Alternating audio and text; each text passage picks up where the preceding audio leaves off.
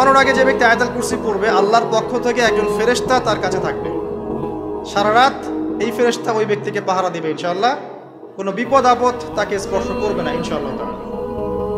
সূরা বাকারার শেষের 3টা আয়াত কেন পড়বেন?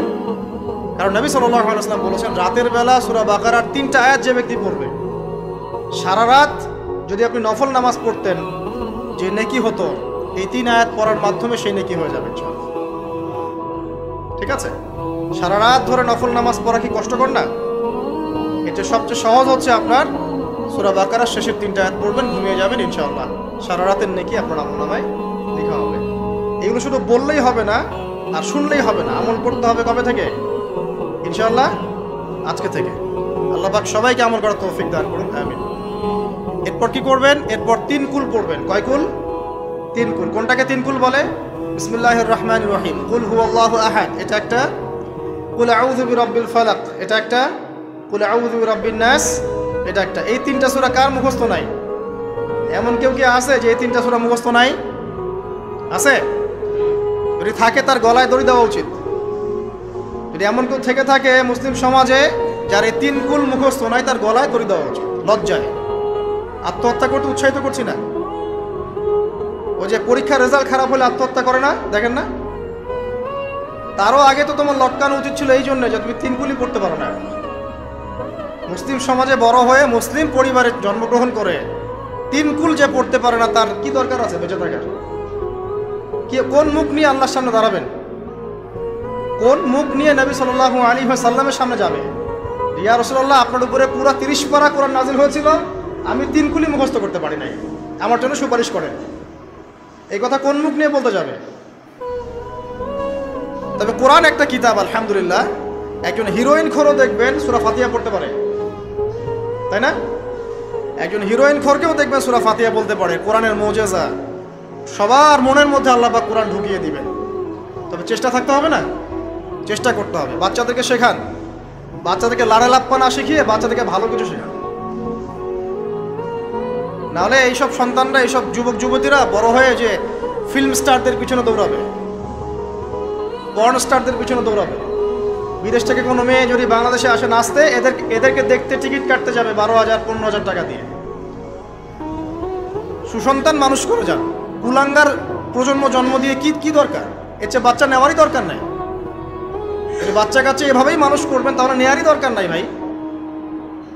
বন্ধা থাকেন, বিয়েই করার দরকার নেই আপনার। বাচ্চা তো মানুষ করতে পারছেন না। আল্লাহ পাক আমাদেরকে বোঝার তৌফিক দেন। 3 কুল পড়ে ঘুমাবেন। 3 কুলের মধ্যে একটা সূরা ইখলাস, একটা সূরা ফালাক, একটা সূরা নাস। কি হবে এটা পড়লে? নবী সাল্লাল্লাহু আলাইহি ওয়াসাল্লাম বলছেন, দৃশ্য ও অদৃশ্য, মানে যা দেখা যায় যা দেখা যায় না, এই দৃশ্য অদৃশ্যের জগতের কোনো ক্ষতি তাকে স্পর্শ করবে না। প্রোটেকশন, আল্লাহর পক্ষ থেকে প্রোটেকশন। আর এটা যখন রাতে পড়বেন তখন এভাবে পড়বেন।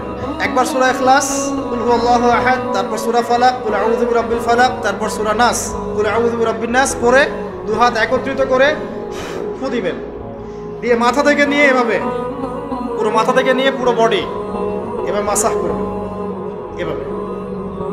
ঠিক আছে? এটা 3 বার করবেন, একবার না। একবার করবেন, আরেকবার, 3 বার। এরপরে পড়বেন সূরা কাফিরুন। কোন সূরা? কুল ইয়া আইয়ুহাল কাফিরুন লা আ'বুদু মা তা'বুদুন। এই সূরাটা পড়বেন লাকুম দীনুকুম ওয়ালিয়া দীন পর্যন্ত। কি হবে? আল্লাহর রাসূল সাল্লাল্লাহু আলাইহি ওয়াসাল্লাম বলেন যে রাতের বেলা ঘুমানোর আগে কেউ যদি সূরা কাফিরুন তেলাওয়াত করে ঘুমিয়ে যায়, আল্লাহ পাক ওই ব্যক্তিকে শিরকের পাপ থেকে মুক্ত রাখবে ইনশাআল্লাহ। আমি অনেক লেকচারে বলেছি, আবার বলছি যে যত মানুষ জাহান্নামে যাবে, হাজারে যে 999 জন মানুষই জাহান্নামে যাবে, তাদের আমলনামার মূল পাপটা হচ্ছে শিরক। কথা বুঝতে পারছেন? এই যে হাজারে যে পুরো 99% মানুষ জাহান্নামে যাচ্ছে, এটা তো হাদিস। তার মধ্যে যারা জাহান্নামে যাবে তাদের আমলনামায় সবচেয়ে কমন যে পাপটা থাকবে সেটা হলো কি? শিরকের পাপ। কারণ শিরক ছাড়া আল্লাহ পাক যে কোনো পাপ তওবা করলেই যাকে ইচ্ছা মাফ করে দিতে পারে। শিরকরত অবস্থায় কোনো মানুষ যদি মারা যায় তাহলে সে ব্যক্তি জাহান্নামে যাবে, এটাই চূড়ান্ত। ইল্লা মাশাআল্লাহ। তো সূরা কাফিরুন যদি আপনি তেলাওয়াত করেন, আল্লাহ পাক আপনাকে শিরক থেকে বাঁচাবেন। শিরক সম্পর্কে বিস্তারিত জানার জন্য আপনি পড়েন কিতাবুত তাওহীদ। কোন বই? কিতাবুত তাওহীদ, এই বইটাকে পড়েন, দেখবেন এখানে শিরকের সমস্ত বিষয়গুলো লেখা আছে। কোন কোন কাজ করলে শিরক হয়, কোন কোন কথা বললে শিরক হয়, কি চিন্তা করলে শিরক হয়। মনে রাখেন, এই যুগে সবচেয়ে বেশি যে পাপে মানুষ ডুবে আছে এটা হলো শিরকের পাপ। শুধু শিরিক নিয়ে আমি আলাদা লেকচার দিব ইনশাআল্লাহ, কারণ এখন শিরিকের আলোচনা শুরু করলে আর প্রোডাক্টিভ মুসলিম আলোচনা করতে পারবো। এটা এত ডিটেলস একটা সাবজেক্ট। মনে রাখবেন, শিরিক চিন্তায় হয়, কথায় হয় এবং কাজে হয়। এই 3 শ্রেণীর শিরকের বিস্তারিত বিবরণ দেওয়া আছে কিতাবুত তাওহীদ নামের একটা বই, বাজারে কিনতে পাওয়া যায়, পড়ে দেখবেন।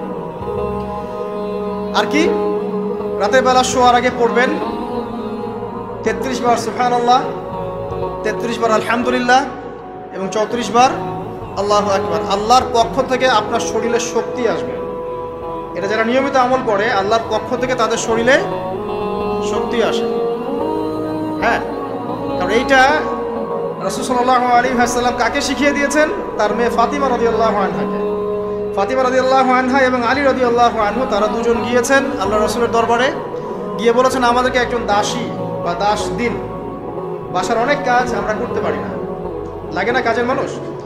নবী সাল্লাল্লাহু আলাইহি ওয়াসাল্লাম বলছেন যে আমি কি তোমাদেরকে এমন কিছু শিখিয়ে দিব যেটা তোমাদের এই দাস দাসের অভাব পূরণ করে দিবে, প্রয়োজন হবে না? অবশ্যই শিখিয়ে দিন। তখন নবীজি শিখালেন সাল্লাল্লাহু আলাইহি ওয়াসাল্লাম যে ঘুমানোর আগে 33 বার সুবহানাল্লাহ পড়বে, 33 বার আলহামদুলিল্লাহ এবং 34 বার আল্লাহু আকবার। তোমাদের দাস দাসের প্রয়োজন হবে না ইনশাআল্লাহ। তোর ব্যাখ্যায় অনেক ওলামায়ে কেরাম বলেছেন যে এটা নিয়মিত আমল করতে থাকলে রোগ ব্যাধি কম হয়, শরীরে শক্তি আসে, এনার্জি বাড়ে, আপনি নিজের কাজ নিজেই করতে পারবেন ইনশাআল্লাহ। আসুন সামনে যাই। এরকম ঘুমানোর আরো বেশ কিছু আমল আছে, আমি অল্প কয়েকটা বললাম, এগুলোই করা শুরু করেন, আল্লাহ তৌফিক দান করেন। আর যদি পারেন ওযু করে ঘুমাতে পারলে আরো বেশি ভালো হয়। এবার আপনি ঘুমাচ্ছেন ডান কাত হয়ে, কি পড়বেন এই সময়? আল্লাহুম্মা বিসমিকা আমুতু ওয়া আহইয়া, আলহামদুলিল্লাহ, দোয়া সবার মুখস্থ আছে। এবার ঘুমান। এই যে ঘুমাচ্ছেন আপনি 3 ঘন্টা বা 4.5 ঘন্টা বা 6 ঘন্টা, আপনার এই পুরো ঘুমটা হবে ইবাদত ইনশাআল্লাহ তাআলা। এবং পবিত্র অবস্থায় ঘুমানোর অভ্যাস করতে থাকলে আল্লাহর পক্ষ থেকে আপনি সত্য স্বপ্ন দেখতে পারেন। এখনকার সায়েন্স এগুলা বিশ্বাস করে না, আর এই সায়েন্সকে নিয়ে আমার কোনো মাথা ব্যথাও নাই, কারণ এই আজকে একটা কথা বলে কালকে একটা কথা বলে, ঠিক আছে? তো আল্লাহর পক্ষ থেকে আপনি সত্য স্বপ্ন দেখতে পারেন। ইউসুফ আলাইহিস সালাম জেলখানায় বন্দী, সূরা ইউসুফ পড়ে দেখেন। তখন কয়েদিদের মঞ্চে 2 জন স্বপ্ন দেখেছে। একজন স্বপ্ন দেখছে তার মাথার উপরে রুটি, উপর থেকে পাখি এটা ঠোকরে কি করছে, খেয়ে নিয়ে চলে যাচ্ছে। আরেকজন স্বপ্ন দেখেছে যে সে শরাব পান করাচ্ছে একজনকে, আছে না সূরা ইউসুফে? তো ইউসুফ আলাইহিস সালাম বললেন যে যার মাথা থেকে পাখি ঠোকরায় খেয়ে নিচ্ছে খাবার, তাকে শুলদণ্ড দেওয়া হবে। আর যে শরাব পান করাচ্ছে সে অতি শীঘ্রই মুক্ত হয়ে যাবে, জেল থেকে ছাড়া পেয়ে যাবে। কয়দিন পর তাই হলো। এই যে স্বপ্ন যারা দেখেছে এরা কি মুসলিম? এই স্বপ্ন যারা দেখেছে এরা কিন্তু মুসলিম না। ইউসুফ আলাইহিস সালাম মুসলিম, তিনি আল্লাহর নবী, তিনি স্বপ্নের ব্যাখ্যা করছেন, কিন্তু এখানে একজন অমুসলিমের স্বপ্ন সত্য হয়েছে। একজন অমুসলিমকে আল্লাহ পাক স্বপ্ন দেখাতে পারেন, দলিল আছে কোরআনে। সত্য স্বপ্ন বলে একটা বিষয় আছে, যেটার জন্য অবশ্যই আল্লাহর পক্ষ থেকে নূর দরকার, স্বচ্ছ একটা মন দরকার, কলবুল সালিম দরকার, বেশি বেশি আমল দরকার, হ্যাঁ, আধ্যাত্মিকত্ব দরকার, আল্লাহর মারিফত দরকার। তারপরে ইনশাআল্লাহ সত্য স্বপ্নের প্রশ্ন আসবে। সারাদিন টিভি দেখে, গান সিরিয়াল দেখে, গালিগালাজ করে, গীবত তহমত করে, খোঁচাখুচি করে, চুলাচুলি করে, এদের সাথে সত্য স্বপ্নের কি সম্পর্ক? এদেরকে তো শয়তান স্বপ্ন দেখাবে। কথা বুঝতে পারছেন না? ফজরের নামাজের পরে নবী সাল্লাল্লাহু আলাইহি ওয়াসাল্লাম বসে থাকতেন, সাহাবীরা তাকে বলতেন কে কোন স্বপ্ন দেখেছেন, তিনি বলতেন, এবং তিনি স্বপ্নের ব্যাখ্যা ইন্টারপ্রিটেশন করতেন যে এটা এটা এটা এমন, এটা এমন। এমনকি এই যে আপনার উহুদের যুদ্ধের আগের রাতে অনেক সাহাবী স্বপ্ন দেখেছেন, এবং পরের দিন দেখবেন উহুদের দিনে অনেক সাহাবী শহীদ হয়েছে। তো যাই হোক, ওইদিকে আমি যাচ্ছি না। তো এই যে ঘুমটা আপনি ঘুমাচ্ছেন, ইনশাআল্লাহ আপনার ঘুমটা কি হচ্ছে? ইবাদত হচ্ছে না? আলহামদুলিল্লাহ। আলেম যারা, তাদের ঘুমও ইবাদত। যারা যে মুসলিম, মুমিন, মুত্তাকি, আলেম, তাদের ঘুমগুলো কি ইবাদত। এবং ঘুমান শেষ, ঘুমের মধ্যে যদি দুঃস্বপ্ন দেখেন তাহলে আপনি বাম দিকে 3 বার থুতু ফেলবেন, ফেলে আউযু বিল্লাহি মিনাশ শাইতানির রাজিম পড়বেন, পরে পাশ পরিবর্তন করে আবার ঘুমাবেন। এটা হয় না ঘুমের মধ্যে অনেক সময়? অনেকের বোবা ধরে, শ্বাস নিতে পারে না, এগুলো এজন্যই হয় কারণ তারা ঘুমানোর আগের জিকির আজগারগুলো করে না। নিয়মিত করলে এগুলো সমস্যা ইনশাল্লাহ হবে না। আপনি নিজের ভালো নিজেই বোঝেন, হুজুরের কাছে দৌড়ানোর দরকার নাই এত বেশি। নিজের বাচ্চাকে নিয়ে এত দৌড়ানো, এই কবিরাজ ওই কবিরাজ ওইখানে তাবিজ, এত তো দরকার নাই। তো নিজের আমল নিজে করেন, দেখবেন আপনি আল্লাহ পাকের পক্ষ থেকে নিরাপত্তার মধ্যে আছেন ইনশাআল্লাহ। আল্লাহ তৌফিক দান করুন। এরপরে ঘুম থেকে উঠলেন, চেষ্টা করব আমরা ঘুম থেকে ওঠার কয়টার সময়, 5টায় যদি ফজরের নামাজ হয় বা 4:30টায় যদি ফজরের নামাজ হয়, মিনিমাম 4টায় উঠতে হবে। কয়টায়? 4টায়। এই জন্য যদি অ্যালার্ম দেন ঘড়িতে, অ্যালার্ম দিবেন প্রত্যেক 1.5 ঘন্টা পর পর। মনে করেন যে আপনি 1.5 ঘন্টা ঘুমাতে যাচ্ছেন, তাহলে 1.5 ঘন্টা পরে অ্যালার্ম সেট করবেন, অথবা 3 ঘন্টা পর, অথবা 4.5 ঘন্টা, অথবা 6 ঘন্টা, মানে 1.5 ঘন্টার গুণিতক দিয়ে আপনি অ্যালার্ম সেট করবেন, দেখবেন উঠতে পারবেন খুবই ইজিলি। এতে 1.5 ঘন্টায় আপনার ঘুমের সার্কেলটা পূর্ণ হয়। একটা ঘুমের সার্কেল পূর্ণ হতে আমাদের মাথায় তো রেস্টের দরকার আছে, এটা পূর্ণ হতে 1.5 ঘন্টার মতো সময় লেগে যায়। তো এটা একটা ট্রিক বললাম আপনাদেরকে, আপনি করতে পারেন, উপকৃত হবেন ইনশাআল্লাহ। তো ফজরের নামাজের মিনিমাম আধা ঘন্টা আগে আমাদেরকে ওঠার অভ্যাস করতে হবে। এই যে ঘুমটা ভাঙলো, ভাঙার সাথে সাথে কি করব? ভাঙার সাথে সাথে আল্লাহ শুকরিয়া, আলহামদুলিল্লাহিল্লাযী আহইয়ানা বা'দা মা আমাতানা ওয়া ইলাইহিন নুশুর। বাস, এই যে ইবাদত হয়ে গেল। এবার আপনি আরেকটা দোয়া পড়বেন, শিখে নেন। আপনি পড়বেন লা ইলাহা ইল্লাল্লাহ ওয়াহদাহু লা শারীকা লাহু লাহুল মুলকু ওয়া লাহুল হামদ ওয়া হুয়া আলা কুল্লি শাইইন কাদির সুবহানাল্লাহ আলহামদুলিল্লাহ ওয়া লা ইলাহা ইল্লাল্লাহ ওয়াল্লাহু আকবার লা হাওলা ওয়া লা কুওয়াতা ইল্লা বিল্লাহ আল্লাহুম্মা ইগফিরলি। এটা পড়ার পরে হাত তুলে দোয়া করেন, যা দোয়া করবেন তাই পাবেন ইনশাআল্লাহ। জানতেন? জানতেন না? তো এই দোয়াটা হচ্ছে দোয়া কবুলের অস্ত্র। ঘুম থেকে ওঠার পর যদি এই দোয়াটা করে দোয়া করেন, ইনশাআল্লাহ দোয়া কবুল হয়ে যাবে ইনশাআল্লাহ। আমাদের জীবনে চাওয়া পাওয়ার কি অভাব আছে? প্রচুর চাওয়া পাওয়া। বৈধ চাওয়া পাওয়াগুলোকে পাওয়ার জন্য আল্লাহর সাথে সম্পর্ক করতে হয়, আর আল্লাহ পাকের সাথে সম্পর্কে কিছু ওসিলা, মাধ্যম লাগে।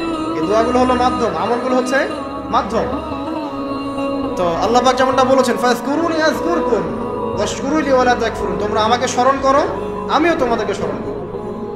আল্লাহ পাক তো এভাবে বলেছেন, যখন একজন মানুষ মনে মনে আমাকে ডাকে, আমিও মনে মনে ওকে স্মরণ করি।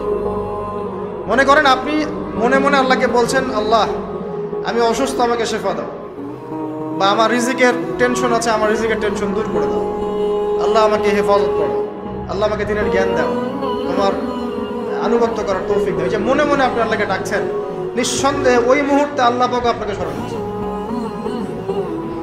7 আসমান ভেদ করে আরশের উপর থেকে আল্লাহ পাক আপনাকে স্মরণ করছেন।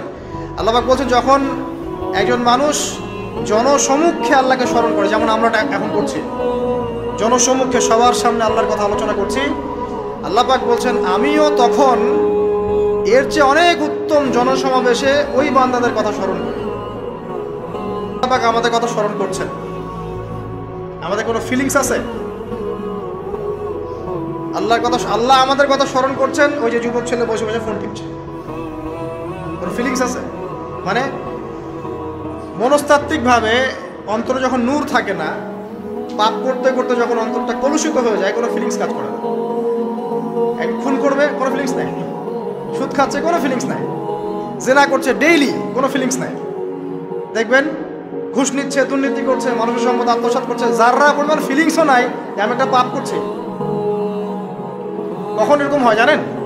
যখন এক কথায়, যখন মানুষ পাপ করতে করতে করতে করতে, এই যে কলব বলে একটা কথা আছে, এই কলবের উপরে কালো কুৎসিত একটা মরিচা পড়ে যায়, তখন আর ফিলিংস কাজ করে না। তো ফিলিংস কাজ করানোর বুদ্ধি কি? 2টা বুদ্ধি আছে। এক, বেশি বেশি কোরআন তেলাওয়াত করা, তাহলে অন্তরের মরিচা দূর হয়ে যাবে ইনশাআল্লাহ। আর 2 হচ্ছে বেশি বেশি মৃত্যুর কথা স্মরণ করা, তাহলে মনের মধ্যে যে কালিমাগুলো আছে আস্তে আস্তে দূর হবে ইনশাআল্লাহ। মৃত্যুর কথা কে স্মরণ করে? এখন মানুষ তো চলাফেরা করে এমনভাবে যে কোনোদিন মরবেই না। কে স্মরণ করে? যে টেবিলের তল দিয়ে ঘুষ নিচ্ছে, ও স্মরণ করে মৌতের কথা? যে মেয়েটা বোরখা পরে যে ডেটিং করে বেড়াচ্ছে, জেনা করে বেড়াচ্ছে, ও কি মৃত্যুর কথা স্মরণ করে? যে ছেলেটা এখনকার যুব সমাজের বেশিরভাগই মাদকের সাথে সম্পৃক্ত, গার্লফ্রেন্ড বয়ফ্রেন্ড অ্যাফেয়ার্সে আছে, হ্যাঁ, টিকটক প্রজন্ম, আড্ডাবাজি করে সময় কাটায়, গুন্ডামি করে, মাস্তানি করে, এর মৌতের কোনো ফিকির আছে? একজনকে বড় দায়িত্ব দেওয়া হয়েছে, সবার সম্পদ লুটপাট করে খাচ্ছে, এর মৌতের ফিকির আছে নাকি? এর মধ্যে ফেরাউনি চেতনা এসেছে, আনা রব্বুকুমুল আলা, আমি মহান রব, আমি তোমাদের মহান রব। ওদের মধ্যে ওই চেতনা কাজ করছে যে সূরা মুমিনুনে যেটা বলা আছে যে আমরা এখানেই জন্ম নেই, এখানেই মারা যাই, আমরা পুনরুত্থিত হব না। ইন হিয়া ইল্লা হায়াতুনা দুনিয়া নামুতু ওয়া নাহইয়া ওয়া মা নাহনু বিমাবউসিন। আমরা এই দুনিয়াতেই বাঁচি, দুনিয়াতেই মরি, আমাদের কোনো পুনরুত্থানের কিছু নাই। এদের চেতনা এমন। কে ফিকির করে মরতে?